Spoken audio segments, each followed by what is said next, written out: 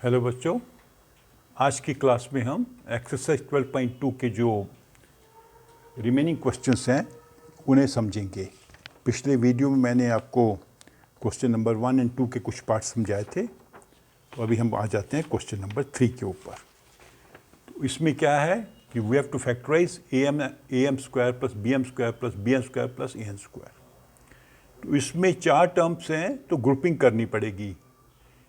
तो अब आप देखो, इसको 2 तरीके से ग्रुपिंग कर सकते हैं। या तो इसका एक ग्रुप बना लो, इसका ग्रुप बना लो। am square plus an square plus bm square plus bn square. अब इन दोनों में a कॉमन है,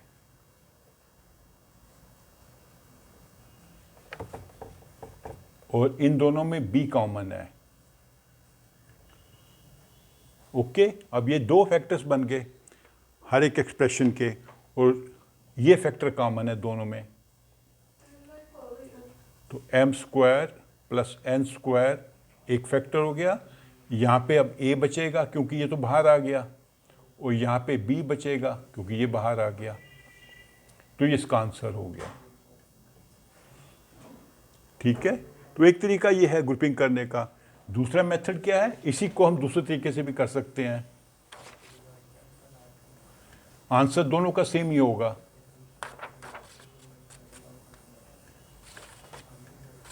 हम क्या करेंगे, इसका ग्रुप बनाएंगे और इसका ग्रुप बनाएंगे। तो इस दोनों में देखो m स्क्वायर कॉमन है। m स्क्वायर जब बाहर आ गया, अंदर ये a बचेगा, इसमें b आएगा। m स्क्वायर बाहर आ गया, a प्लस बी। इसमें n स्क्वायर कॉमन है, n स्क्वायर, तो यहाँ बचेगा b प्लस a। और a plus B and b plus a तो सेम ही चीज़ होता है, कम्यूटेटिव प्रॉपर्टी है। तो ये कॉमन फैक्टर है a प्लस बी। ये फैक्टर बाहर आ गया तो अंदर m स्क्वायर बचा, ये बाहर आ गया तो अंदर n स्क्वायर बचा। तो ये आंसर सेम आंसर आया, डिफरेंट तरीके से ग्रुपिंग करके। तो ये आपको सब मेथड आने चाहिए। ठीक है, अभी इसका एक और भी पार्ट करके समझा देता हूं आपको।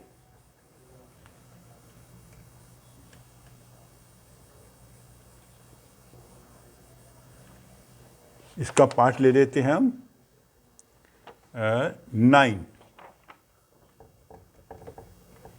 6xy minus 4y plus 6 minus nx।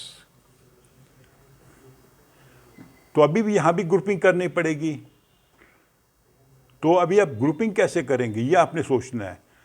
इन 2 टर्म्स में y है, तो ये y कॉमन हो सकता है। इन 2 टर्म्स में आप थोड़ा देखिए, ये 3 के टेबल में आता है, 6 और 9, तो 3 कॉमन होगा। तो इसके हम थोड़ा फैक्टराइज करके आपको समझाता हूँ। 6 क्या होगा, 2 into 3 into X into Y. 6 हो गया 2 इंटू 3, एक फैक्टर x एक है y।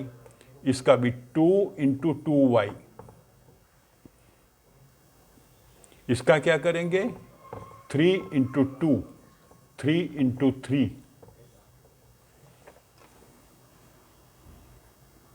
ठीक है, अब इसमें से 2y हम कॉमन ले आ लेते हैं। 2y जब कॉमन आया तो अंदर ये बचेगा 3x। इसमें 2y आ गया -2। यहां पे हमने अभी देखे, थोड़ा आपको यहां पे सोचना पड़ेगा।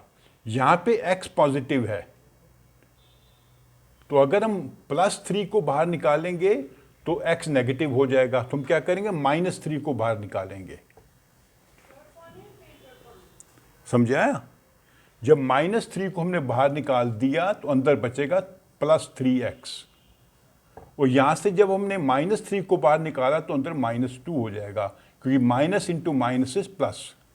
-3 को आप -2 से मल्टीप्लाई करेंगे तो आंसर बनता है 6।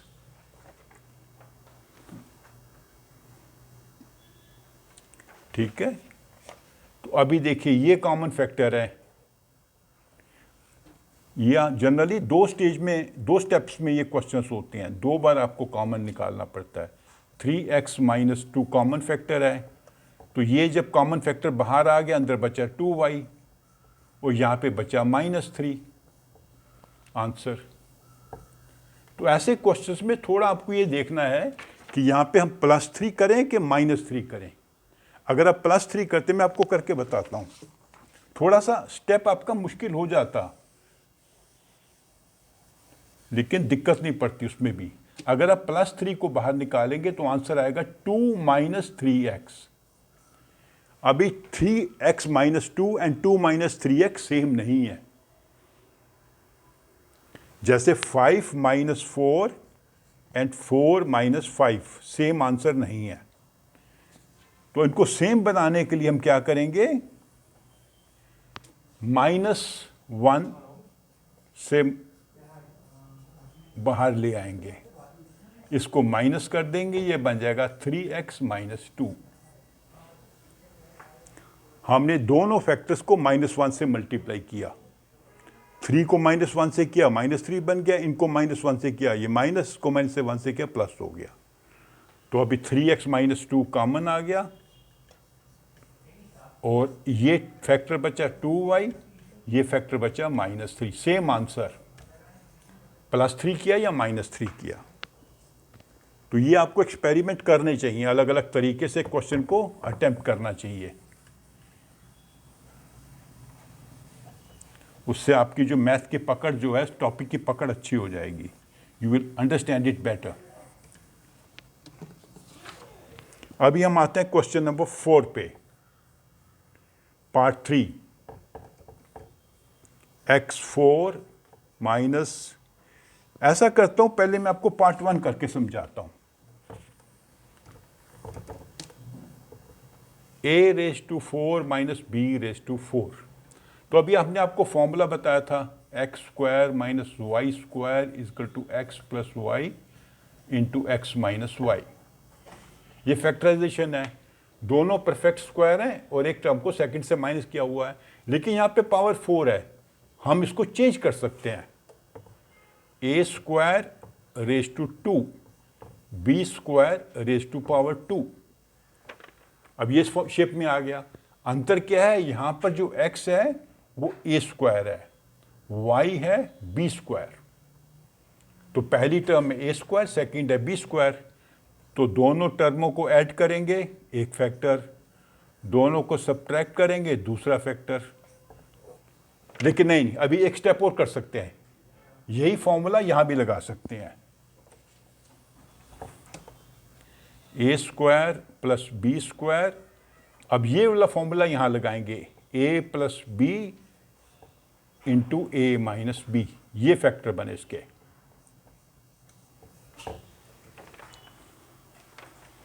तीन फैक्टर बने, a² + b² × a + b × a - b। दोनों स्टेप पे यही फॉर्मूला यूज हुआ है। दो परफेक्ट स्क्वायर हैं, एक को दूसरे से घटाया गया है, तो दोनों का सम एक फैक्टर है, दोनों का सब्ट्रैक्शन दूसरा फैक्टर है। तो इसी पैटर्न पे क्वेश्चन नंबर 3 भी हो जाएगा।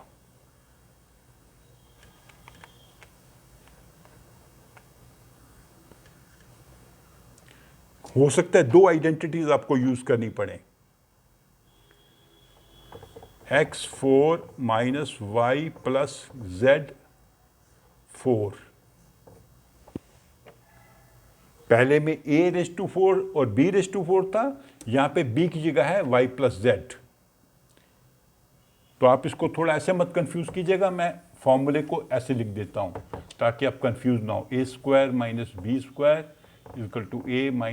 b × a - b। तो यहां पर a है, इसको थोड़ा चेंज करेंगे, x² ⁵ 2 - y + z² ⁵ 2। अब यहां पर जो फर्स्ट टर्म है वो है x², सेकेंड टर्म है y + z²। ये पूरी जो फैक्टर है ये सेकेंड टर्म है। तो इसका आंसर क्या होता है, दोनों टर्म को ऐड करना।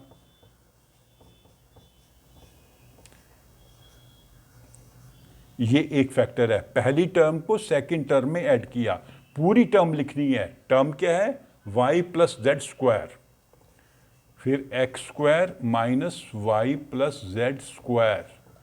सेकेंड टर्म को माइनस करना, and second term is y plus Z square. तो अभी जैसे पिछले क्वेश्चन में किया था, यहां पर ये फॉर्मूला फिर लग सकता है। दो परफेक्ट स्क्वायर हैं, उनको सब्ट्रैक्ट किया गया है। ये टर्म में कुछ नहीं होगा, ये टर्म बस इसके आगे फैक्टराइज नहीं होगी। उसको कैसे फैक्टराइज करेंगे? ये फर्स्ट टर्म है, ये सेकंड टर्म है, दोनों को ऐड करेंगे।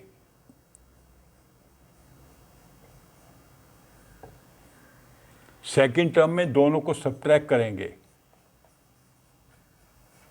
सब्ट्रैक्ट किया, ये प्लस था माइनस हो गया, ये प्लस था माइनस हो गया। तो ऐसे इसके तीन फैक्टर बने। तो हर स्टेप में हमने यही फॉर्मूला यूज किया है।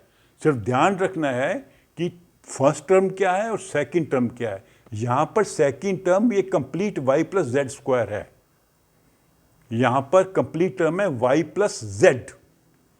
यहां पे y प्लस जेड स्क्वायर था, यहां पर है y प्लस जेड। तो फर्स्ट टर्म सेकंड टर्म को ऐड किया, फर्स्ट टर्म से सेकंड टर्म को सब्ट्रैक्ट किया, तो इसका आंसर हो गया। ये है 4-3।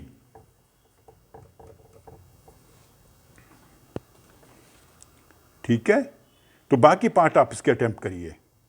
ओके, तो अभी हम आ जाते हैं क्वेश्चन नंबर 5 पे।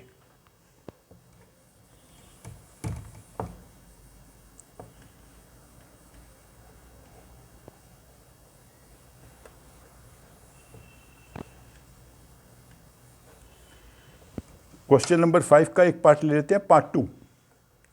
5 का पार्ट 2 ले लेते हैं। q square minus 10q plus 21, इसको हमने फैक्टराइज करना है। यहां पर भी तीन टर्म्स हैं, लेकिन जो ये टर्म है ये परफेक्ट स्क्वायर नहीं है। तो हमारी जो आइडेंटिटीज अभी तक हमने समझी थी वो इसमें यूज नहीं होगी। यहां कौन सी आइडेंटिटी यूज होगी?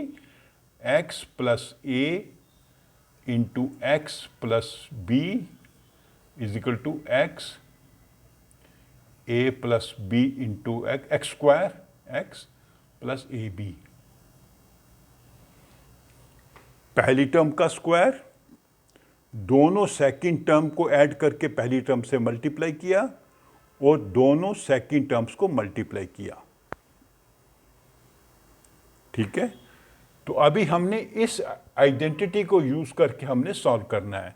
तो हमने क्या करना है कि 10 के दो पार्ट बनाने हैं -10 के, कि उनको जो मल्टीप्लाई करें तो 7 बनेगा और ऐड करेंगे तो -10 बनेगा।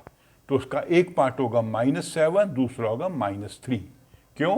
-7 इंटू -3 इज 21। -7 में -3 ऐड करेंगे तो बनेगा -10। ये थोड़ा सा एक्सपीरियंस से आपको आएगा। जब आप बार बार ये क्वेश्चंस करोगे आपको समझ आ जाएगा कैसे हमने -10 को स्प्लिट करना है।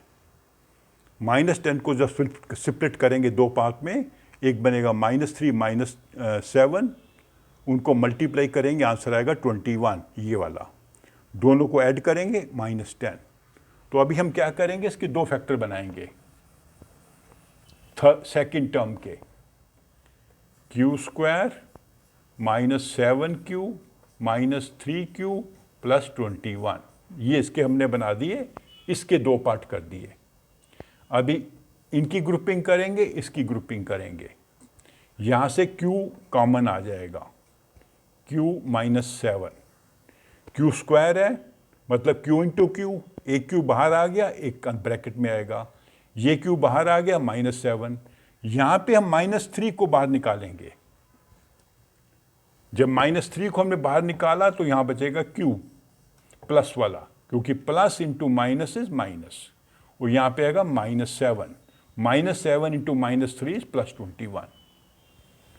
तो अभी ये कॉमन फैक्टर है इसमें, q -7, वो बाहर आ जाएगा।